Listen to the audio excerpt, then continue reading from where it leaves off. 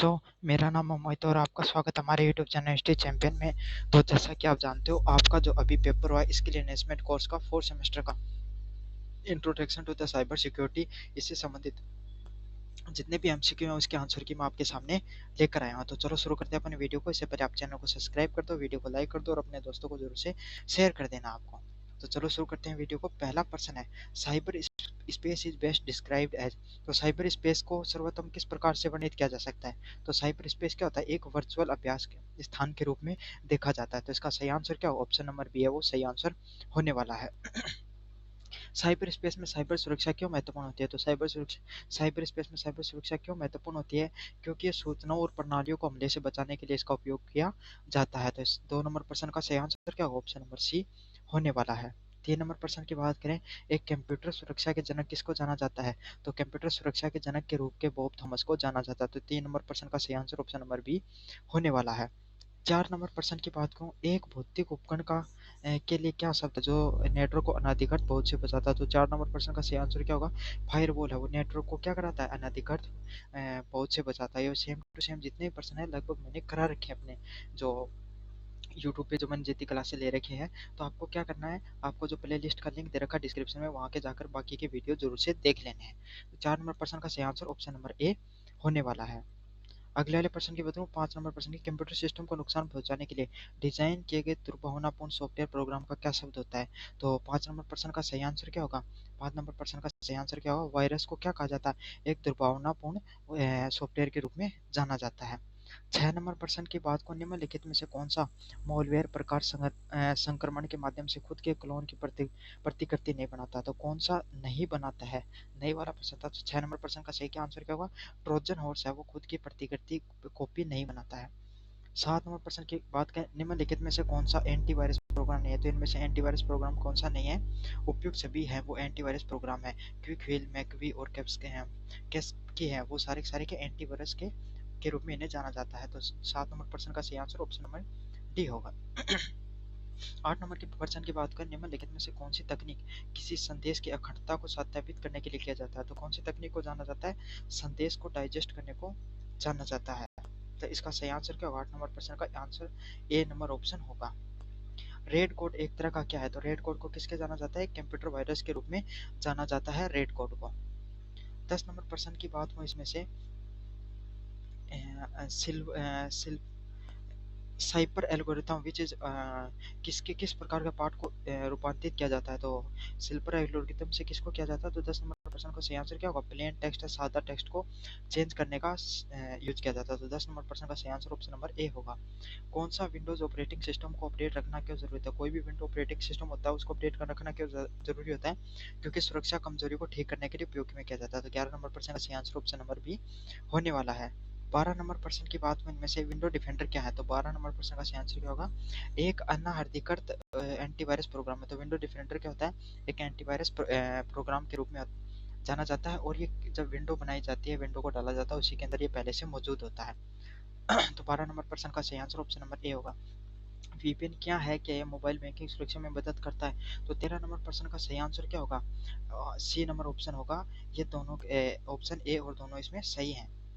14 number प्रश्न की बात को, निम्नलिखित में से कौन सा सुरक्षा उपाय मोबाइल बैंकिंग धोखाधड़ी को रोकने में मदद करता है? तो कौन सा करता है? 14 नंबर प्रश्न का सही आंसर क्या होगा? ऑप्शन नंबर डी होगा। उपयुक्त सभी है वो इसका सही आंसर होने वाला है। एटीएम पर डेबिट या क्रेडिट कार्ड का उपयोग करने से जुड़ा संभावित जोखिम कौन सा होता है? तो 15 नंबर प्रश्न का सही आंसर क्या? ऑप्शन नंबर ए होगा।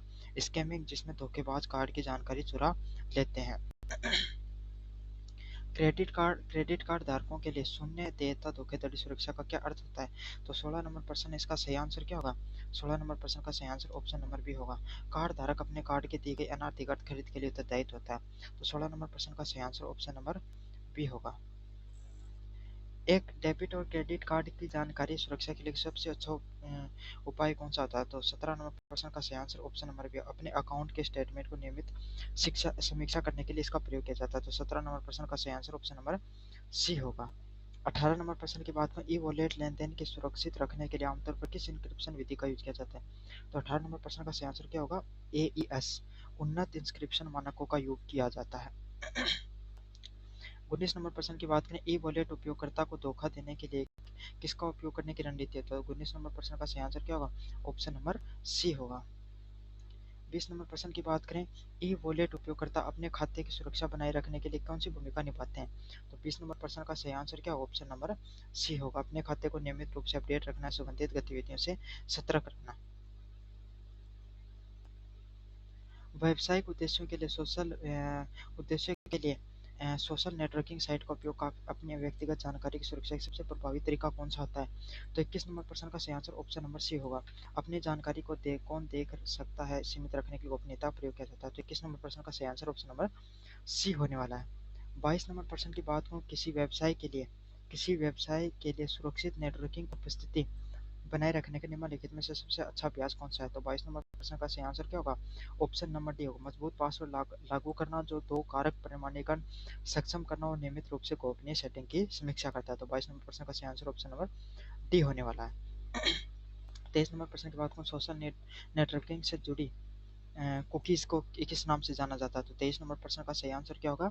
ऑप्शन नंबर बी हो, एक छोटी फाइल जो उपयोगकर्ता को ब्राउजिंग इतिहास के बारे में जानकारी संग्रहित करती है। तो 23 नंबर प्रश्न का सही आंसर ऑप्शन नंबर बी होने वाला है। 24 नंबर प्रश्न की बात करें, इस सोशल नेटवर्किंग साइट के लिए इस्तेमाल किया गया मजबूत पासवर्ड क्या होता है? तो 24 नंबर प्रश्न का सही आंसर सी क्या होगा? सी नंबर होगा। अपर और लोअर केस आधार संख्याओं प्रतीकों के मिश्रण वाला एक लंबा पासवर्ड को क्या कहा जाता है? एक मजबूत पासवर्ड के रूप में जाना जाता है। ये सभी प्रश्न मैंने पहले से करवाए थे आपको। माइक्रो एटीएम से जुड़ी प्राथमिक चिंता क्या होती है? तो 25 नंबर प्रश्न का सही आंसर क्या होगा? आपको डिवाइस की भौतिक चोरी, अनाधिकृत डेटा का उल्लंघन, नेटवर्क को लक्षित करने वाले लक्षित हमले। तो इसका सही आंसर क्या ऑप्शन नंबर डी होगा। ये सारी की सारी चिंताएं उससे जुड़ी होती हैं। स्मार्टफोन पर संग्रहित गोपनीय जानकारी को संभालने के लिए सबसे अच्छा अभ्यास कौन सा होता है? 26 नंबर प्रश्न का सही आंसर ऑप्शन नंबर डी होगा। स्थान सेवाओं को सक्षम बनाना, प्रत्येक ऐप को एक मजबूत अद्वितीय पासवर्ड का उपयोग करना, डिवाइस को किसी भी दूसरे के साथ साझा न करना। तो 26 नंबर प्रश्न का सही आंसर ऑप्शन नंबर डी होगा। व्यक्ति स्मार्टफोन पर व्यवसाय से संबंधित जानकारी प्रबंधित करने के लिए आनुवंशिक दृष्टिकोण क्या होता है? तो 27 नंबर प्रश्न का सही आंसर ऑप्शन नंबर डी होगा। व्यावसायिक उपयोग के लिए विशेष रूप से एक अलग स्मार्टफोन का उपयोग करता है। तो 27 नंबर प्रश्न का सही आंसर ऑप्शन नंबर डी होने वाला है। 28 नंबर प्रश्न की बात को, इनमें से निम्नलिखित में से कौन सा यूपीआई लेनदेन की सुरक्षा के लिए असुरक्षित उपयोग है? तो 28 नंबर प्रश्न का सही आंसर क्या होगा? ऑप्शन नंबर सी होगा। अतिरिक्त सुरक्षा के लिए मोबाइल बैंकिंग ऐप को हमेशा चालू मोड पर रखें। तो 28 नंबर प्रश्न का सही आंसर ऑप्शन नंबर सी होने वाला है। 29 नंबर प्रश्न की बात करें, निम्नलिखित में से कौन सा सोशल इंजीनियरिंग हमले का उदाहरण है? तो 29 नंबर प्रश्न का सही आंसर क्या होगा? कोई भी व्यक्ति दूसरे व्यक्ति को पासवर्ड बनाने के लिए मना लेता है। तो 29 नंबर प्रश्न का सही आंसर ऑप्शन नंबर बी होने वाला है। 30 नंबर प्रश्न की बात हो, किस प्रकार के साइबर हमले में उपयोगकर्ता को संवेदनशील जानकारी को खुलासा करने के लिए विश्वसनीयता स्रोत को प्रतिरूपण करता है? तो 30 नंबर प्रश्न का सही आंसर क्या होगा? ऑप्शन नंबर बी होगा। फिशिंग के रूप में उसको जाना जाता है। 31 नंबर प्रश्न की बात को, साइबर अपराधियों द्वारा नेटवर्क या सिस्टमों की कमजोरी को पहचानने के लिए उपयोग करने वाला सामान्य उपकरण कौन सा होता है? तो कौन सा होता है? नेटवर्क स्कैनर के रूप में उसको जाना जाता है। 32 नंबर प्रश्न की बात की, आईटी अधिनियम के तहत निम्नलिखित में से कौन सा साइबर अपराध का भाग होता है? तो कंप्यूटर सिस्टम तथा अनधिकृत पहुंच, पहचान की चोरी, हैकिंग, उपयुक्त सभी इसका सही आंसर होने वाला है। 33 नंबर प्रश्न की बात में, एक आईटी अधिनियम के तहत डिजिटल दस्तावेज या सॉफ्टवेयर की सोर्स कोड को चोरी करने की सजा कितनी होती है? तो 33 नंबर प्रश्न का सही आंसर क्या होगा? 10 साल तक की कैद या जुर्माना है उसमें अंतर्गत आता है। 34 नंबर प्रश्न की बात की, ऑनलाइन हमलों का पता लगाने के लिए, कम करने के लिए कौन सी विधि आमतौर पर प्रयोग की जाती है? तो 34 नंबर प्रश्न का सही आंसर क्या होगा? पेनिट्रेशन परीक्षण का उपयोग किया जाता है। 35 नंबर प्रश्न की बात करें, हैकर और हमलावर गोपनीयता का मुकाबला करने के लिए साइबर सुरक्षा पेशेवर प्राथमिक लक्ष्य निम्नलिखित में से कौन सा होता है? तो 35 नंबर प्रश्न का सही आंसर क्या ऑप्शन नंबर पे होगा? संवेदनशील डाटा तक अनधिकृत पहुंच को रोकता है। निम्नलिखित में से कौन सा घुसपैठ का पता लगाने का आईडीएस का एक उदाहरण? तो 36 नंबर प्रश्न का सही आंसर क्या होगा?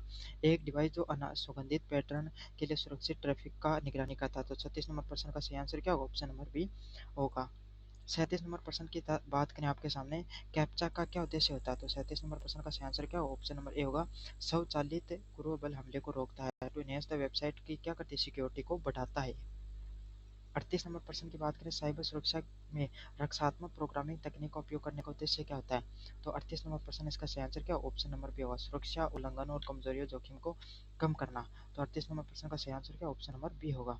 29 नंबर प्रश्न की बात करें, साइबर सुरक्षा को गहराई से बचाव करने की का उदाहरण क्या होता है? तो 29 नंबर प्रश्न का सही आंसर ऑप्शन नंबर सी होगा, किसी सिस्टम की सुरक्षा के लिए सुरक्षा नियंत्रण की कई परतों पर लागू करना।